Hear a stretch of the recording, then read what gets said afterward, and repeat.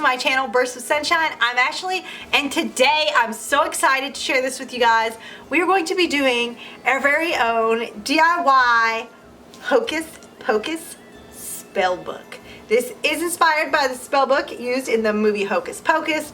This is just a thrift store book, but you could totally make this out of those box books that you can buy too. That would be totally cool. So I'm going to show you how I turned this 50-cent thrift book into a very cool Hocus Pocus inspired spell book that is perfect for decorating. So if you want to see how I made this book, keep on watching. Let's go. Alright, for starters, we're going to need a book. Any book will do. The box books from the dollar store would also be really cool. I just got this book for 50 cents at a local thrift store, as long as it's a hardback book. I did get these eyeballs. I think it was like a 12-pack or something at the Dollar Tree for $1.25. I'm only going to use one of them. I did get the one with the yellow coloring because the eye on the book is a yellowish color, so that is what I'm going to use. But I did decide to cut it in half because we don't need a whole eyeball. We kind of just want half of the eyeball. So I did cut this in half. Please be very careful while doing this.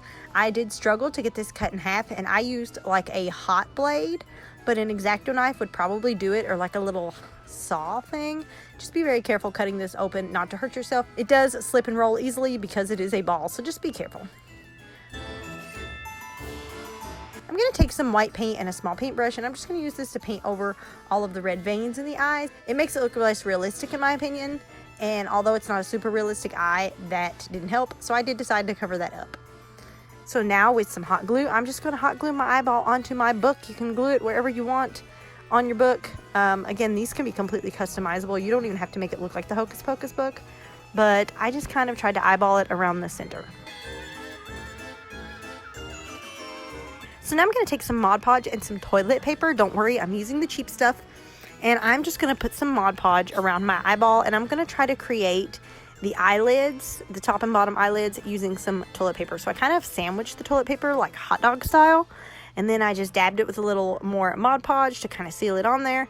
I did end up doing a few layers to try to get the eyelid as thick as I wanted because it was real thin at first. So I did multiple layers around the eye to try to give it that proper eyelid look and give it the right texture it needs. But you could totally do as much or as little as you want, but I did do multiple layers. Once I got my eyelids done, I just covered the entire book with scraps of toilet paper. I just kind of brushed Mod Podge on, and then I stuck the toilet paper scrap on, and then I just dabbed it with my foam brush. It kind of pulls it up a little bit, gives it that roughed up texture. And I covered the entire outside of the book with this. I did the back of the book too, but if this is just for display purposes, the front of the book is totally fine. You don't even have to do the back, but I did do both. Once that is dry, we're going to paint it. I did get two paintbrushes because I didn't know which paintbrush I was going to prefer. I used this brown oxide colored acrylic paint that I got at Walmart. I'm going to guess it was 50 something cents. I don't really remember, but I did try both brushes. I did find I liked the regular brush better than the foam brush. So I just used this paintbrush, and I just completely coated the entire book with this brown color. We're going to go in later and add some other shades to kind of make it look a little different, but for now we just want a base of brown. I did use a smaller, more defined paintbrush to get around the eyelids, just so I didn't screw that up. So now we're going to use air dry clay to make the little 3D pieces on it. I would probably personally suggest using a baked clay, just based on my experience with this. The air dry clay did crack once it dried, and I went to place it onto the book. So a few of my pieces did break. I still just glued them on anyways, but the baked clay might work a little better. So now I'm just going to mold all of my 3D pieces. First, I'm going to start with this little metal strip right along the binding. And I kind of just eyeballed it. I just cut out a rectangle. I rolled it out flat and then just cut it out with a blade. So as you can see, I just rolled out like a little snake. And then I just ripped it off to size as I was putting it on the book. I went in and I kind of smashed it in there a little bit. The air dry clay did also dry with a lot of cracks, but I did not mind the cracks because it kind of gave it that weathered old look that it kind of has to it. But the falling apart was kind of a pain in the butt. So here I'm doing the little piece around the eye, and then I'm going to do the two snakes in each corner, which is what caused me probably the most issues. My snakes fell apart when I went to glue them on, and I had to glue them on in pieces. But still, it still turned out super cute, and you can't even really tell that I glued them on in pieces. So yeah, just kind of form me some little snakes. Everybody knows how to roll out a snake out of Play-Doh. It's pretty much the same deal.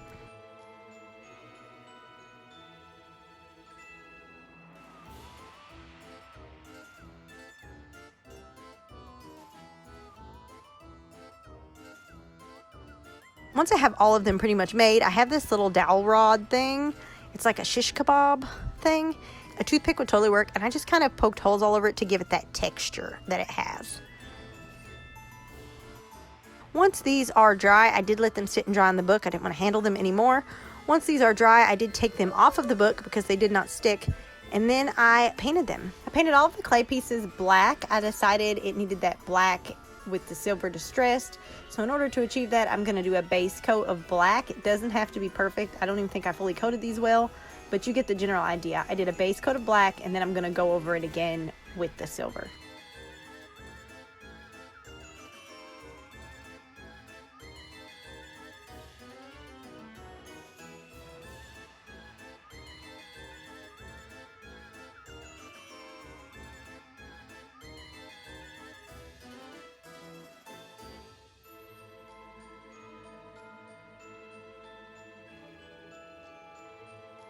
Now I'm going to take this metallic silver paint. I got this also at Walmart.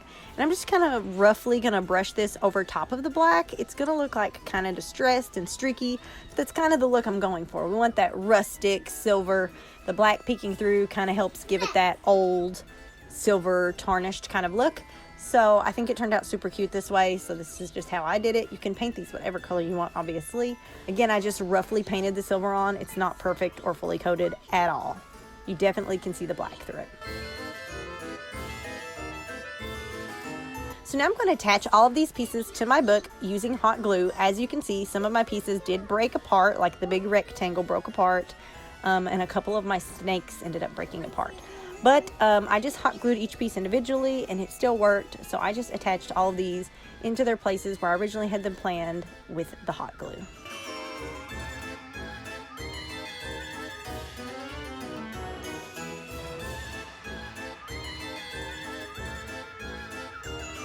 Once we have finished attaching all of our pieces, we are going to work on our stitches. I've pulled up a picture of the book just for reference, but again, you can freehand this and make them whatever you want. I just tried to get as close to the original book as possible. So I'm just taking my hot glue gun and I'm just doing all of the base lines for all of the stitches. And this, again, I just kind of tried to eyeball it. It's definitely not perfect. My book isn't quite as wide or as thick as it needs to be, but I still made it work. So once I got that done, I went in with my glue gun and I did all of the smaller little stitch pieces onto the big strips, if that makes sense. You can see here what I'm doing. I'm just going in and I'm adding all of the little small stitches onto my big lines that I've made.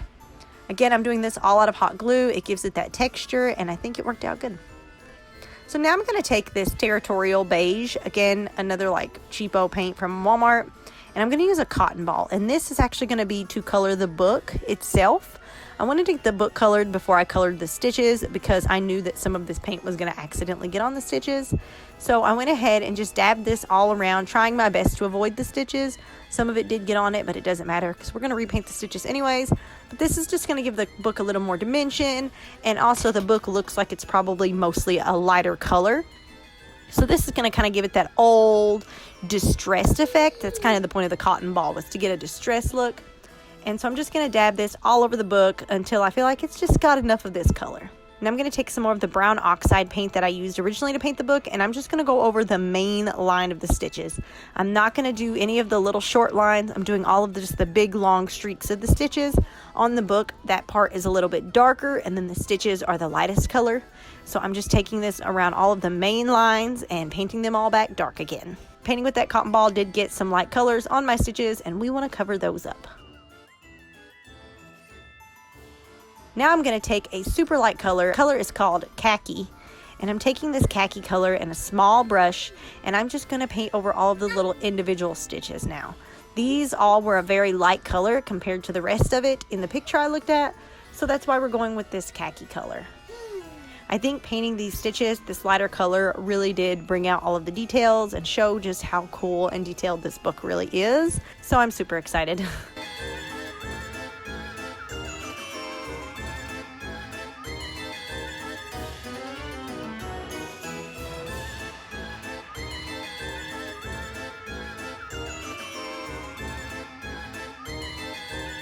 And that's it. That's a custom spell book. You can make this say whatever you want. You can put words on it. You can write anything with the hot glue.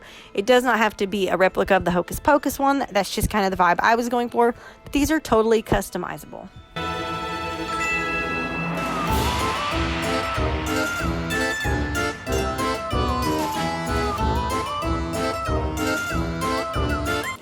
Thank you for watching this video on how I made this super cute Hocus Pocus inspired spell book. Next week I'm going to be posting a video with multiple Hocus Pocus inspired DIY in celebration of the new movie coming out. I hope you guys tune in to see it. Hit subscribe so you can see when that video goes live. I'm so excited to share some of my DIY crafts with you guys.